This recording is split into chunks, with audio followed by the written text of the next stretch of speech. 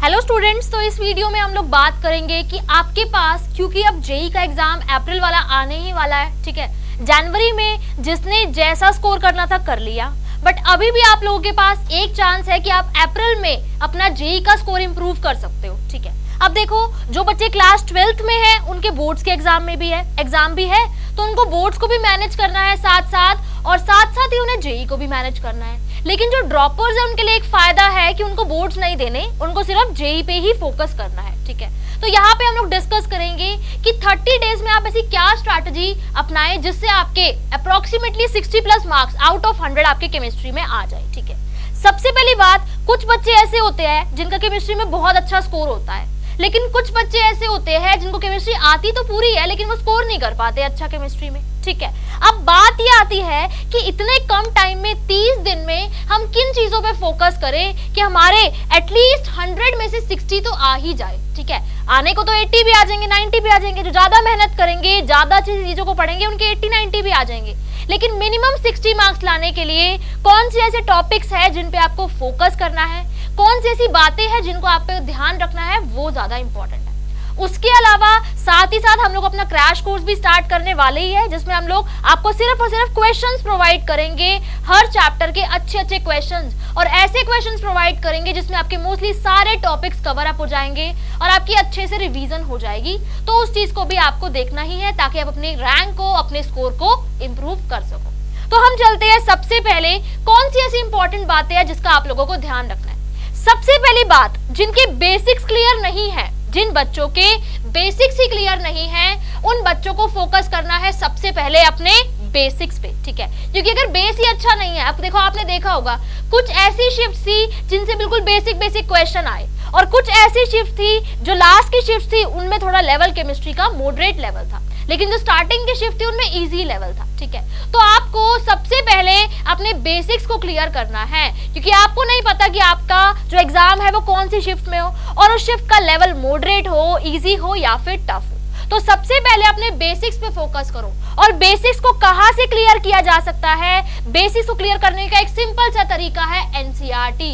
NCERT से ही strict रहो, उससे बाहर अब कोई भी बुक प्रेफर मत करो मेंस तक। जो एडवांस के लिए प्रिपेयर कर रहे हैं उनकी तो बात अलग है, उनको तो बहुत मेहनत करनी है, बहुत सारी चीजें, उनको बहुत सारी बुक्स उनको रेफर करनी पड़ेगी। लेकिन जो भी सिर्फ मेंस पे ध्यान दे रहे हैं ना बच्चे, उनको सिर्फ और सिर्फ अभी एनसीईआरटी पे ही फोकस करना है। एनसीईआरटी को लाइन टू लाइन रीड करो अच्छे से, जितनी भी उसमें छोटी से छोटी बात, छोटे छोटे बॉक्सेस बने होते हैं ना, उनमें क्वेश्चंस आ जाते हैं, उनमें से उठ के 2019 का एग्जाम देखना, बहुत सारे वो जो बॉक्सेस बने होते हैं एनसीईआरटी में, वहां से उठ के भी क्वेश्चंस आए हुए हैं। तो सबसे पहली बात आप लोगों के लिए इंपॉर्टेंट ये है कि अपने बेसिक्स को क्लियर करो। अब बात ये आती है कि जिनके बेसिक्स बिल्कुल क्लियर है, हाँ, जिनको सब कुछ आता है, बेसिक्स बिल्कुल क्लियर है, लेकिन फिर भी वो जब क्वेश्चंस अटेम्प्ट करते हैं तो उनको कंफ्यूजन हो जाती है। तो उनके लिए इंपॉर्टेंट बात ये है कि उनको ज्यादा से ज्यादा नंबर ऑफ क्वेश्चंस को प्रैक्टिस करना है, जितने ज्यादा क्वेश्चंस प्रैक्टिस कर सकते हो, चाहे वो कहीं का मॉक टेस्ट अटेम्प्ट कर रहे हो, चाहे अपनी डीपीपी सॉल्व कर रहे हो, चाहे कहीं से भी प्रैक्टिस कर रहे हो आप लोग, चाहे एनसीईआरटी ही प्रैक्टिस कर रहे हो, चाहे नीट के क्वेश्चन उठा के प्रैक्टिस करने लग जाओ, जितने भी number of questions, maximum number of questions आप लोग प्रैक्टिस कर सकते हो, उन्हें प्रैक्टिस करो, ठीक है। अब उन क्वेश्चंस के अलावा प्रीवियस ईयर क्वेश्चंस एक बहुत इंपॉर्टेंट चीज है जो आपके स्कोर को, आपकी रैंक को बहुत ज्यादा इंप्रूव करेगी। क्योंकि देखो, जब आप पढ़ोगे पहले, उसके बाद जब प्रीवियस ईयर क्वेश्चंस पे जाओगे तो आपको कॉन्फिडेंस आएगा, आपको लगेगा कि हाँ मैं कर सकता हूँ, ठीक है। वही प्रीवियस ईयर क्वेश्चंस ही आपके कॉन्फिडेंस को बूस्ट करेगी, और वही कॉन्फिडेंस आपका एग्जाम में काम आएगा, उसी के थ्रू आपका स्कोर, आपकी रैंक बढ़ सकती है, ठीक है। तो सबसे पहले बेसिक्स पे फोकस करो, एनसीईआरटी को पढ़ो, एनसीईआरटी से बाहर कोई बुक ही मत उठाओ, इतना टाइम है ही नहीं आपके पास। बोर्ड्स के लिए भी तो एनसीईआरटी पढ़ रहे हो, साइमल्टेनियसली इस तरीके से एनसीईआरटी को पढ़ो कि जेई में अगर किसी लाइन से क्वेश्चन आ जाए तो क्वेश्चन ऐसा ना हो कि आप सॉल्व ना कर पाओ, ठीक है। तो इस तरीके से आपको ध्यान देना है। दूसरा, जो इस बार अब जब अप्रैल की तैयारी कर रहे हो ना, तो जनवरी की जितनी भी शिफ्ट थी ना, सारे पेपर को उठाओ और एनालाइज करो कि क्वेश्चंस किस तरीके से पूछे गए हैं, किस चैप्टर से कैसा क्वेश्चन पूछा गया है। पढ़ने से पहले एनालाइजेशन बहुत ही ज्यादा जरूरी है, तभी अब देखो आप पेपर उठाओगे, देखोगे आपको एक क्वेश्चन मिला, फिर आपने क्या किया, उसके बाद एनसीईआरटी पढ़ना शुरू कर दिया। एनसीईआरटी पढ़ते टाइम आप देखोगे कि यही क्वेश्चन था जो जनवरी में पूछा गया था और मुझे आता नहीं था, तो अगर मैं पहले ही एनसीईआरटी ढंग से पढ़ लेता तो मैं इस क्वेश्चन को कर पाता। तो इसीलिए सबसे ज्यादा इंपॉर्टेंट और मोस्ट इंपॉर्टेंट पॉइंट है एनालाइजेशन। जनवरी का एग्जाम एनालाइज करो और अप्रैल की प्रिपरेशन उसी अकॉर्डिंग करो। आपकी स्कोर इंप्रूव करने में, आपका कॉन्फिडेंस बूस्ट करने में बहुत ही ज्यादा हेल्प आप लोगों को मिलेगी।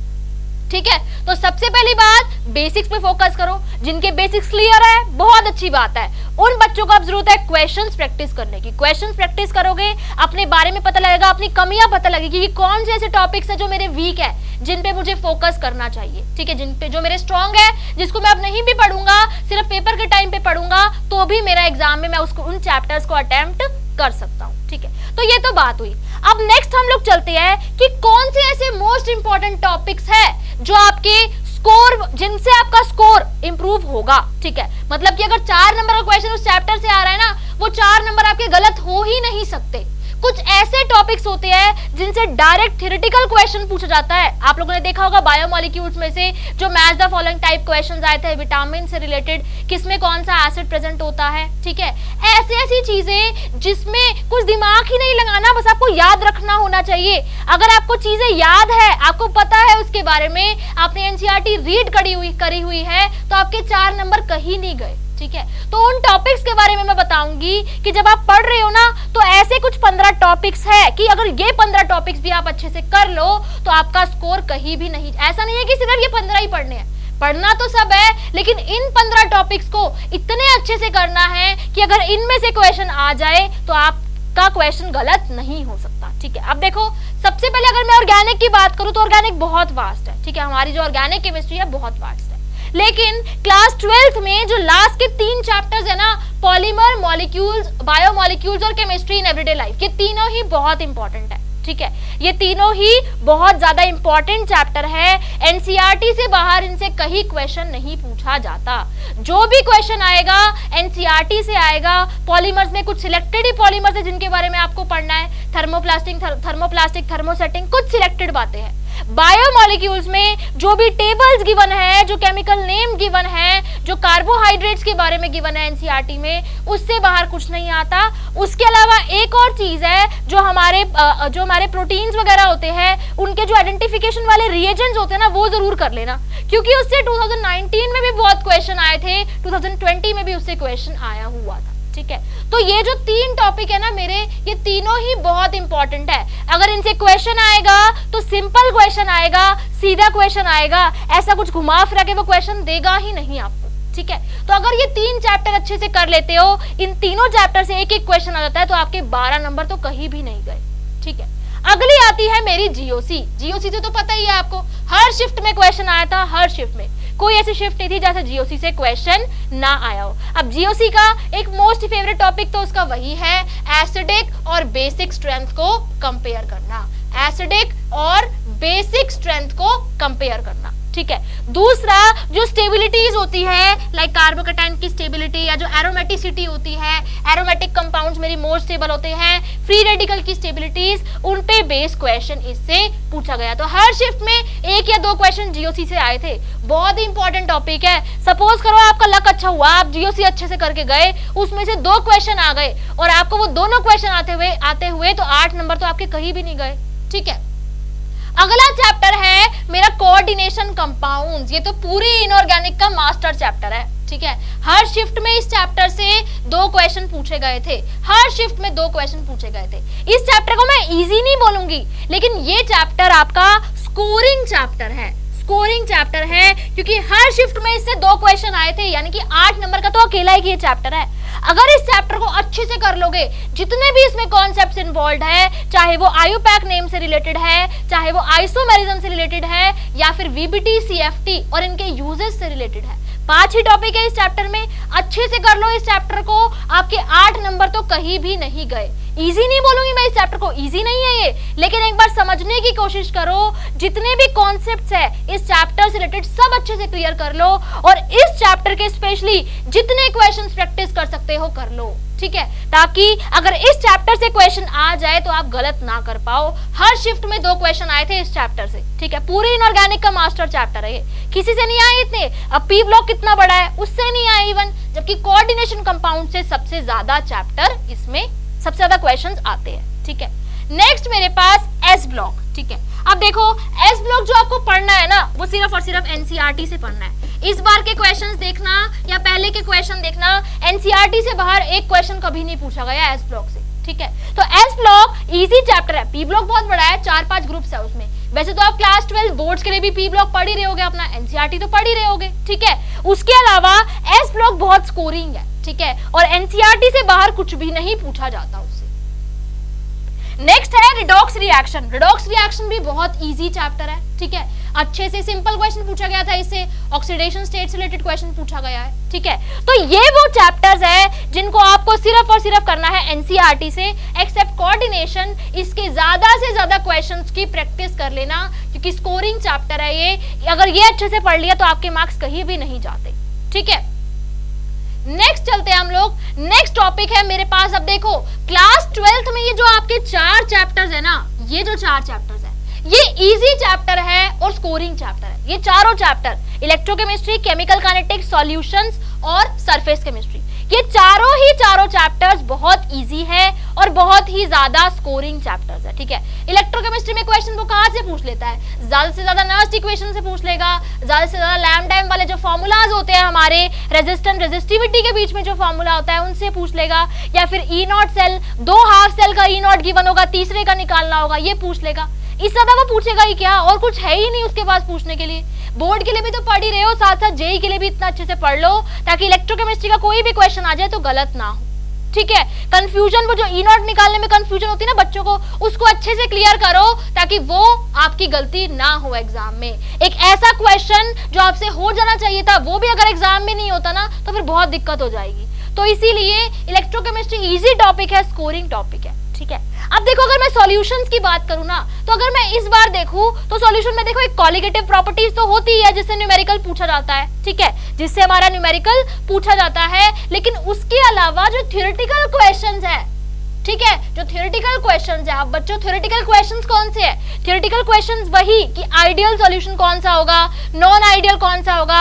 आइडियल अगर दोनों चीजों को मिक्स कर रहे हैं, वॉल्यूम बढ़ रही है, तो बताओ कौन सी डेविएशन होगी, पॉजिटिव डेविएशन होगी, नेगेटिव डेविएशन होगी, एजियोट्रॉप से रिलेटेड जितने भी थ्योरेटिकल क्वेश्चंस है, हेनरीज लॉ से रिलेटेड थ्योरी जो इनकी है वो बहुत अच्छे से कर लो। न्यूमेरिकल तो करने ही करने हैं, लेकिन सॉल्यूशंस की थ्योरी अच्छे से करो, क्योंकि थ्योरी से क्वेश्चंस आने के बहुत ज्यादा चांसेस है। इस बार भी पूछे गए थे। अब न्यूमेरिकल्स तो आप सब लोगों को आते ही होंगे, कॉलिगेटिव प्रॉपर्टीज डायरेक्ट क्वेश्चन पूछाता है, फॉर्मूला रिलेटेड, कुछ दिमाग ही नहीं लगाना सॉल्यूशंस वाले चैप्टर में तो, ठीक है।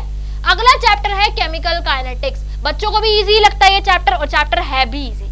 कुछ ही सिलेक्टेड चीजें हैं, आर्विनियस इक्वेशन हो गई, इंटीग्रेटेड रेट इक्वेशन और रिलेटेड न्यूमेरिकल्स, सिंपल क्वेश्चन वो पूछता है, उससे ज्यादा वो कुछ पूछता ही नहीं है, ठीक है।